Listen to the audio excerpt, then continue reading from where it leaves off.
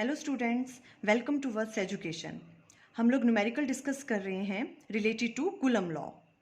हमने अपने last video में भी कुछ न्यूमेरिकल डिस्कस किए थे। अब हम नेक्स्ट वाला न्यूमेरिकल ले रहे हैं। Two similar spheres having plus Q and minus Q charge are kept at a certain distance. F force acts between the two if in the middle of two spheres another similar sphere having plus q charge is kept, then it experiences a force in magnitude and direction. ये 4 options ऐसे दे रखी होंगी आपको। इसका solution निकाल के find out करना है कि कौन सी ऑप्शन करेक्ट है। तो सबसे पहले हम क्वेश्चन को अंडरस्टैंड कर लें। 2 चार्जेस दे रखे हैं, सिमिलर चार्जेस हैं, जिनका चार्ज क्या है, एक प्लस क्यू है और माइनस क्यू है। ठीक है, आपने यहाँ पे इसको नाम ए दे दिया, ए पे प्लस क्यू और सी पे माइनस क्यू है। इनके बीच का डिस्टेंस हम क्या कर लेंगे, आर हमने अज्यूम कर लिया। यहाँ तक क्लियर है? ओके। फिर नेक्स्ट क्या कहा इन्होंने, और इनके बीच में जो फोर्स लग रही है, दो चार्जेस हैं, सिंपल थिंग है, दो चार्जेस हैं, इनके बीच में फोर्स लग रही है एफ। इन्होंने कहा अगर हम इसको राइट डाउन करें, एफ क्या होगी, एफ जो फोर्सेस है के, ये वाला चार्ज डिवाइडेड बाय इसके डिस्टेंस कितना है, आर, इनके बीच का डिस्टेंस क्या है, आर, तो आर स्क्वायर। ठीक है, ओके। नेक्स्ट ये बोल रहे हैं if in the middle of the two sphere another similar sphere having plus Q charge is kept. अब हमें एक और चार्ज है, उसको हमने प्लेस किया हुआ इनके मिडल में, इन दोनों के ए और सी के मिडल में, बी पॉइंट पे हमने उसको प्लेस कर दिया प्लस क्यू चार्ज को। अब क्वेश्चन क्या है, then it's experience a force. अब इसके ऊपर नेट फोर्स कितनी लग रही है इन दोनों की वजह से, ये क्वेश्चन ये है, इस पे नेट फोर्स कितनी लग रही है जो आपने मिडल में प्लेस किया, और उसकी डायरेक्शन भी आप बताएं, ये क्वेश्चन है। तो ठीक है, ये तो हमें क्लियर हो गया यहाँ तक। ये प्लस क्यू चार्ज है, ये माइनस क्यू है, ये प्लस क्यू है, इनके बीच का डिस्टेंस आर है और ये मिडल में है, तो प्लस की इन दोनों चार्जेस के बीच का डिस्टेंस r/2, ये भी r/2। पहले आप फोर्सेस देख लें किस कैसे कैसे लगेंगी। अभी हम क्या कह रहे हैं, हमें इस पे नेट फोर्स निकालनी है, तो नेट फोर्स कैसे निकलेगी इसके ऊपर, जो ए वाले पॉइंट पे चार्ज है वो कितनी फोर्स लगा रहा है बी पे, प्लस सी वाला जो चार्ज है वो कितनी फोर्स लगा रहा है बी पे, इन दोनों को ऐड करेंगे उतनी नेट फोर्स निकल जाएगी प्लस क्यू चार्ज पे जो मिडल में प्लेस्ड है।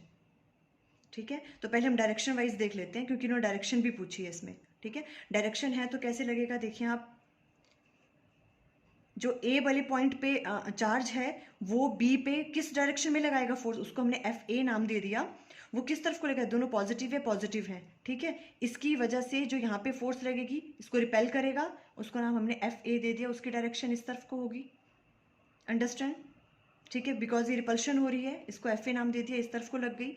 अब इस वाले चार्ज पे आ जाओ, जो सी पे प्लेस है, सी पे प्लेस्ड है, इसके ऊपर चार्ज कौन सा है, माइनस क्यू, और यहाँ बीच में कौन सा चार्ज है, प्लस क्यू। तो प्लस क्यू पे माइनस क्यू की वजह से जो लग रहा है, इनमें फोर्स ऑफ अट्रैक्शन लगेगी, तो ये इसकी वजह से जो यहाँ पे फोर्स लगेगी वो कहाँ को लगेगी, इस तरफ को ही, क्योंकि ये क्या कर रहा है, इसको, ये वाला चार्ज क्या कर रहा है, इसको अट्रैक्ट कर रहा है अपनी तरफ। तो एफ सी की भी डायरेक्शन किस तरफ को होगी, माइनस क्यू की तरफ को। तो दोनों की डायरेक्शन कैसी लगी, जो भी क्यू पे फोर्सेस लग रही हैं, ए की वजह से भी और सी की वजह से भी, वो सेम डायरेक्शंस में एक्ट कर रही हैं। कोई प्रॉब्लम यहाँ तक क्लियर? इसकी वजह से जो इस पे फोर्स लगेगी वो क्या लगेगी, इसको अट्रैक्ट करेगा अपनी तरफ, बिकॉज ये नेगेटिव है, ये पॉजिटिव है, तो एफ सी की वैल्यू भी इसी तरफ को लगेगी। क्लियर यहाँ तक? ठीक है, अब हमने एफ नेट निकालनी है, अब मैग्नीट्यूड की बात रहेगी, डायरेक्शन हमें पता लगी। वैसे आपका हाफ क्वेश्चन, अगर आप स्मार्टली सोचें तो आपका आंसर वैसे यहीं से निकल जाएगा 4 ऑप्शन में से कि कौन सा होगा, 8F towards minus Q charge, क्योंकि जो नेट फोर्स इस पे लग रही है उसकी डायरेक्शन किस तरफ को लगेगी, क्योंकि दोनों की किस तरफ को हो रही है, एफ ए भी इधर को लग रहा है, एफ सी भी, तो किस तरफ को है, माइनस क्यू की तरफ को, तो ऑप्शन यही करेक्ट होगा।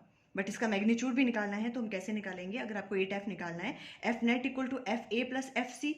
एफ ए कैसे निकालोगे, इन दोनों के बीच में, तो के कूलम लॉ लगा के क्यू स्क्वायर डिवाइडेड बाय इनके बीच का डिस्टेंस r/2 का स्क्वायर, प्लस इनके बीच में भी सेम कूलम लॉ लगाएंगे, तो के क्यू स्क्वायर r/2 सेम है, ऐड कर लिया इनको, 2 टाइम्स हो गया, 2k स्क्वायर, ये सिंपल कैलकुलेशन, आप 8 को ऊपर ले गए तो 8k² डिवाइडेड बाय r², और ये तो क्या है, ये वाली कौन सी फोर्स है, जो इनिशियली इन दोनों के बीच में फोर्स है, जिसको F नाम दिया, ये F नेट है, ठीक है। तो ये किसके बराबर आ गई, 8F के बराबर। जो F नेट है, जो इस पे फोर्स लग रही है, नेट फोर्स, वो 8F towards -q charge, -q की तरफ लग रही है ना दोनों, तो C option is correct. Clear हो गया यहाँ तक? ओके, नेक्स्ट लेते हैं। नेक्स्ट न्यूमेरिकल है, a body has 80 microcoulomb of charge, 80 microcoulomb charge है किसी बॉडी पे, number of additional electron in it will be, number, इसमें कितने एडिशनल इलेक्ट्रॉन्स हैं, नंबर ऑफ इलेक्ट्रॉन्स कितने एडिशनल हैं, ये ऑप्शन दे रखे हैं आपके पास 4, इनमें से कौन सा होगा। जब भी आपके पास कोई भी न्यूमेरिकल्स इस तरह से पूछें कि number of electrons find out करने हैं, या कितने उसमें एडिशनल इलेक्ट्रॉन हैं, या कितने उसमें इलेक्ट्रॉन्स रिमूव हुए हैं, लेस हुए हैं, शॉर्ट हुए हैं, तो उन ऐसे वाले न्यूमेरिकल्स में आपने सिंपली, आपको एक ही ध्यान आना चाहिए कि कौन सा फॉर्मूला आप लगाओगे, Q = NE। Quantization of charge में आपने पढ़ा है Q की वैल्यू क्या होती है, NE के बराबर, ठीक है। तो यहाँ से ये क्या है, आपको कितने number of electrons find out करने हैं, वो वैल्यू N है, E चार्ज ऑन इलेक्ट्रॉन है, और Q जो आपको चार्ज दे रखा है, ठीक है। तो Q की वैल्यू क्या दे रखी है आपके पास, 80 माइक्रोकूलम, माइक्रोकूलम को आपने कूलम में चेंज कर लिया तो 80 × 10⁻⁻6 कूलम। क्लियर है यहाँ तक? ओके, Q की वैल्यू दे रखी है हमें क्या निकालना है, कितने नंबर ऑफ एडिशनल इलेक्ट्रॉन है इसमें, मीन्स इलेक्ट्रॉन्स की बात कर रहा है वो, तो हमें N की वैल्यू निकालनी है, N = Q divided by E, इस फॉर्मूले से। Q की वैल्यू दे रखी है, एंड E, ये आपको पता होना चाहिए, चार्ज ऑन इलेक्ट्रॉन कितना होता है, 1.6 × 10⁻⁻19 कूलम, ठीक है। ये हमने यहाँ राइट डाउन कर ली, आपने इसको सॉल्व किया, आंसर आ गया 50 × 10⁻13। अगर आप इसको ऐसे राइट डाउन करोगे तो 10⁻14 हो गया, 5 × 10⁻14। So answer C is correct answer. जहाँ भी आपको इलेक्ट्रॉन्स से रिलेटेड कुछ भी फाइंड आउट करना है, नंबर ऑफ इलेक्ट्रॉन्स कितने लॉस हो रहे हैं, कितने गेन हो रहे हैं, तो आपको ये वाला फॉर्मूला लगा लेना, that is quantization of charges वाला। यहाँ से आप N की वैल्यू फाइंड आउट कर सकते हो। क्लियर? ओके बच्चों, अभी तक हमने कूलम लॉ पे, न्यूमेरिकल्स पे हमने 6 to 7 वीडियोस बना दिए हैं। मे बी आपको ये हेल्पफुल हो रहे हो। प्लीज़ अगर आपको ये वीडियोस थोड़े से भी हेल्पफुल लग रहे हैं तो आप प्लीज़ कमेंट सेक्शन में जाके ज़रूर बताएं कि आपको ये वीडियोस कैसे लग रहे हैं। Thank you.